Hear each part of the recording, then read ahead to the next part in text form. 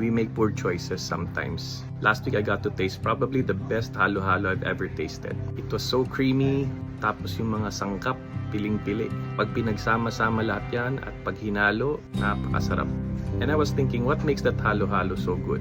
It was because of the choice of ingredients and how it was prepared. Napakasarap, bitin pa nga eh.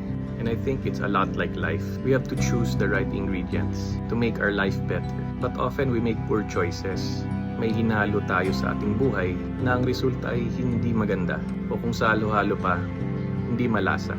But I guess that's part of being human. We make mistakes. We make poor choices sometimes. But because of these choices in the past na hindi natin nagustuhan, natututo din tayo. And therefore, we become wiser.